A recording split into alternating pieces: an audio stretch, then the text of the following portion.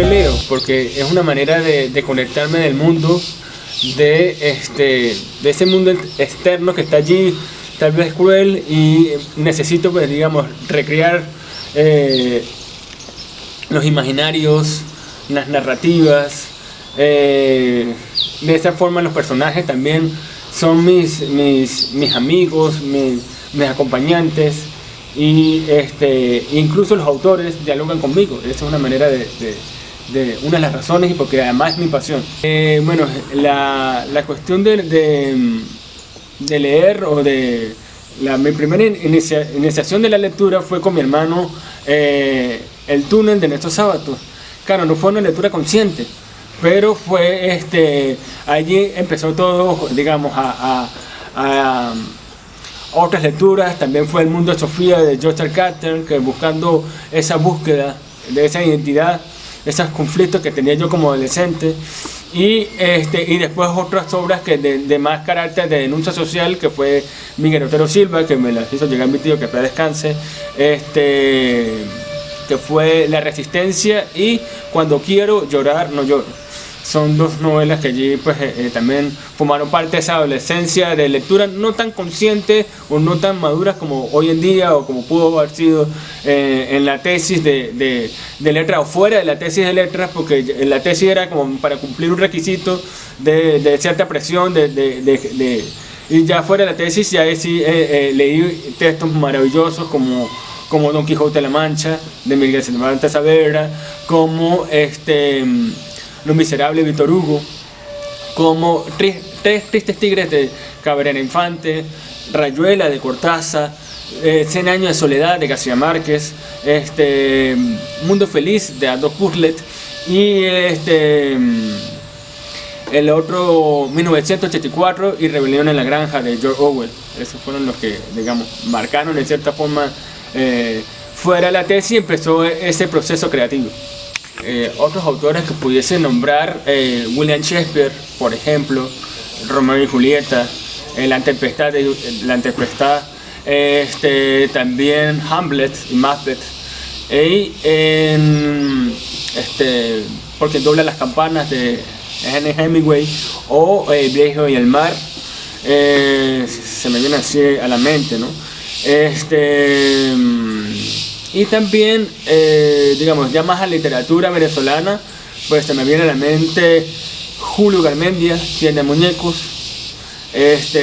Y bueno, obviamente, pues tenemos aquí, por ejemplo, algunas obras como, bueno, ya obviamente es alemán, Fausto, ¿no? Un clásico que entra dentro de ese grupo que yo mencionaba, de Don Quijote de la Mancha, y de Miguel Cervantes Saavedra, Los Miserables de Víctor Hugo, Ulises de Joyce, y entra de ese grupo selecto, universal y clásico existencial de la condición humana, ¿no? Y también pudiese nombrar, bueno, ya que hablamos de literatura venezolana, vamos con literatura venezolana.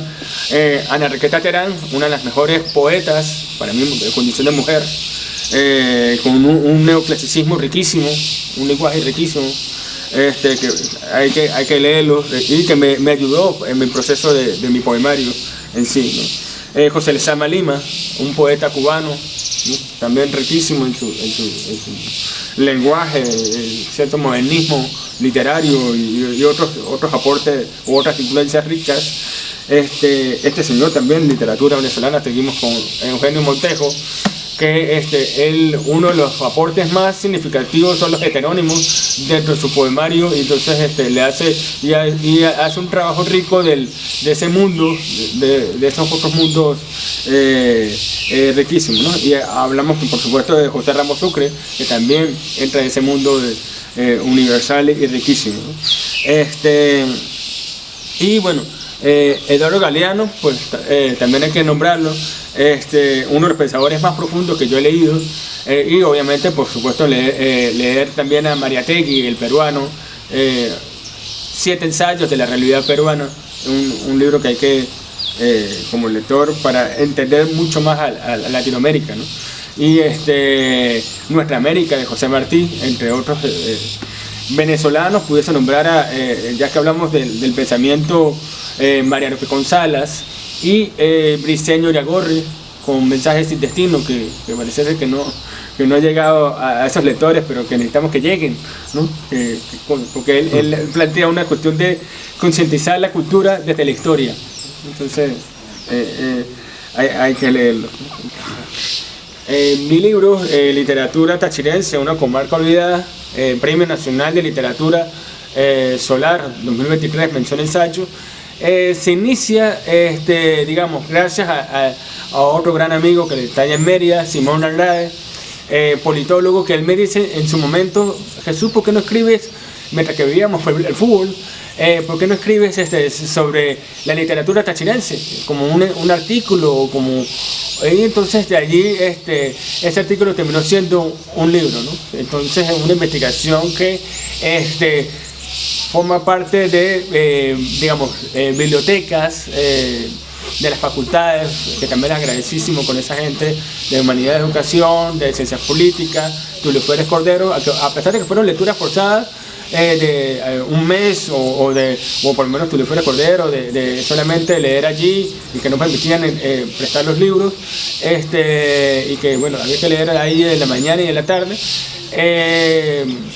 Me permitieron tener acceso a algunos libros de literatura tachirense, como el caso del el Cabildo de Pío Gil, entre otros textos que ahí leí. Y entonces, en cuanto a mi libro, está estructurado en introducción, 3 capítulos y conclusión. Digamos, en la introducción es como dar a conocer un poco la cultura tachirense, digamos, la Vuelta al Táchira, el Deportivo Táchira, sus códigos culturales, la comarca. Y ya en los otros capítulos, en el primer capítulo ya entro más en darle, es mi lectura sobre la literatura venezolana, el papel de la crítica literaria en función a algunos escritores latinoamericanos y sobre todo venezolanos, y ya entro en algunos críticos en relación a la literatura tachirense. Entre esos cabe mencionar a dos de nuestros referentes, Eli Caicedo, Poesía en el Táchira, y Carmen Teresa Alcalde, con sus 2 libros, uno que se llama De grupos y escritores en el Táchira y escritoras del Táchira, libros referentes. Después ya entro en cuanto a la narrativa tachirense en diferentes periodos históricos. Entre esos podemos mencionar Samuel Dorinio Maldonado, Luis López Méndez, Ramón J. Velázquez, Lolita Robles de Mora, y en otros más cercanos, Manuel Rojas, Gelazo Suárez, Antonio Mora, entre otros que son tantos que se me van a escapar algunos. Y ya entramos a la poesía tachirense, que en este caso podemos nombrar a también Luis López Méndez, que también escribió poesía, Elisa Rincón, importante poeta ya más actual, José Gregorio Vázquez, Saludo González, bueno, los que me vienen ahorita a la mente.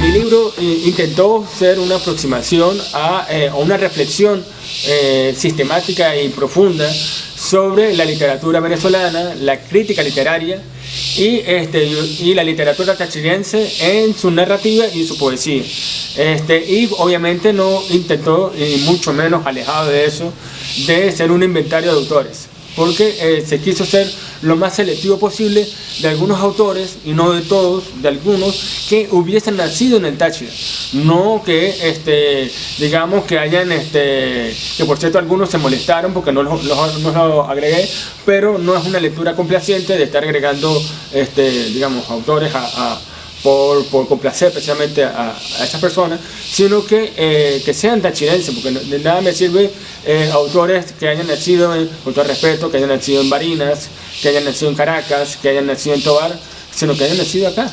Que también aquí hubo talento en el pasado, como Luis López Méndez, Lolita Robles de Mora, entre otros, y hay talento en la actualidad. En cuanto a mi proceso creativo, empezó realmente fue fuera de mi tesis, leyendo esos autores, como le había comentado en la anterior pregunta, con Rayuela, de Cortázar, con Tres Tristes Tigres, de Cabrera Infante, Don Quijote, entre otros autores, fue naciendo mi novela. La novela se llama Laberintos, y ahí fue naciendo con esos personajes tan ricos como Martín, como Alejandro Molina, como no sé si decir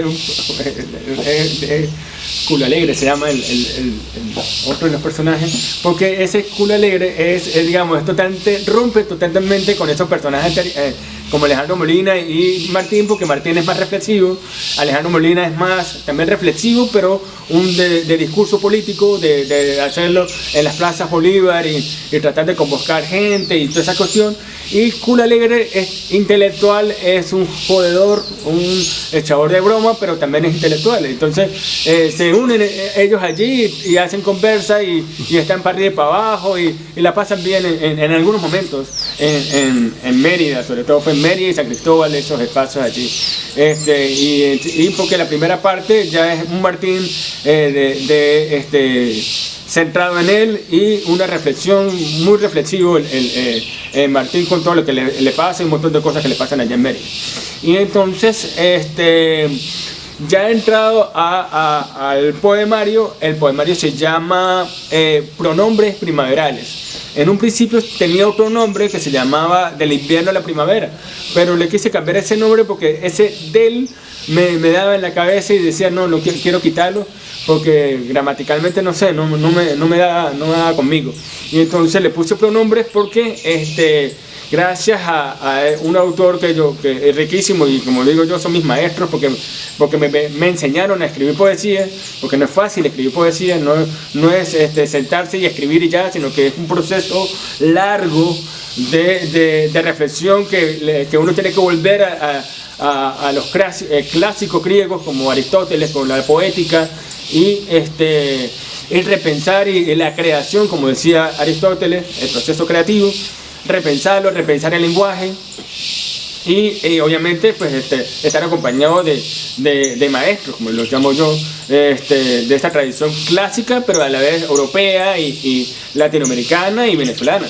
Y entonces, pero ya esta última parte crecí con ellos, entre esos José Ramos Sucre, literatura venezolana, esta señora Ana Enriqueta Terán, que me permitió seguir madurando y darle una técnica al poemario, y también José Lezama Lima con sus imágenes riquísimas. Entonces, porque la poesía, no digamos sintetizar, pero sí se define, o es para mí, es la función entre imagen y emoción. Y si esas se conjugan, ahí hay poesía. Ahí en la parte de la parte catársica o de la parte emocional se le llega al lector. Y bueno, obviamente también acompañado, que también me nutrió muchísimo, fue las películas y la música, la buena música, que también esto me ayudó a sensibilizarme y a tratar de escribir, de soltarme a escribir y bueno, en cuanto a mis cuentos se llaman el punto, la coma y el punto y coma salieron de rumba. Le quise poner así porque es uno de mis cuentos, se llama así, y rompe completamente con los anteriores cuentos, porque mis cuentos son más deprimentes, más reflexivos, más cuestionadores de denuncia social, de literatura fantástica. Y en cambio ese cuento, el punto, la coma y el punto y coma salieron de rumba, jodedores, los signos de puntuación salen a Mérida, y entonces se la pasan tomando cerveza, joden por toda Mérida, echan broma en las paraduras, pasan por una plaza de los estudiantes, que en ese momento no la habían construido, no la habían tal, y entonces le dicen, por ejemplo, dice, ¿por qué no han construido esa plaza? Entonces dicen en unísono, cuando florezcan las amapolas. Entonces es una jodera ahí de principio a fin. Entonces totalmente rompe completamente con toda con cierta tristeza y cierta reflexividad que había en meses anteriores. En cuanto a mi experiencia como docente, pues he tratado en lo posible más allá de las dificultades en cuanto al sistema en sí, el sistema educativo venezolano que viene en decadencia, pero bueno, con los muchachos ahorita en la actualidad de mostrarles otros tipos de lenguaje y un lenguaje que sean cercanos a ellos, entre esos Memorias de Mama Blanca de Teresa La Parra, y que es un texto riquísimo porque maneja tiempos, maneja personajes cercanos a ellos, como las niñas pequeñas. La narradora es una niña que va narrando todo lo que va sucediendo en esa hacienda, y también en Caracas y otros espacios, y entonces eso como una de otra manera va acercando a esos jóvenes que de alguna manera es lo que estoy buscando, que digamos, forma parte de mi planificación al inicio de mis clases, y después sí empezamos como tal con el contenido. Y bueno, eso lo empecé este año, ¿no? Porque los años anteriores era nada más consumido en el sistema, en dar las clases, los contenidos, en nada más que presentarles a la digamos, coordinación de evaluación, la planificación, el cumplir con la institución o tratar de cumplir. Y más nada, ¿no? Pero ya ahorita, pues sí, más allá de las cosas que me vienen pasando, pues quise introducir digamos, Memorias de Mama Blanca como planificación, y bueno, allí acercárseles a esos muchachos esa literatura venezolana. En cuanto a un recuerdo, a una anécdota de mi experiencia lectora, puedo nombrar digamos, por primera vez cuando mi hermano me hizo llegar, mi hermano Joan Zulbarán, lo voy a nombrar, él me hizo llegar El túnel de Ernesto Sábato, que en un principio no fue una lectura tan consciente de lo magistral de esa novela psicológica, reflexiva, de lo grande que fue y será Sábato, que ya después de la carrera de letras yo la leí con más detención, con más reflexividad, que me siguen acompañando esos personajes, Juan Pablo Castel y María Aribane, ¿no?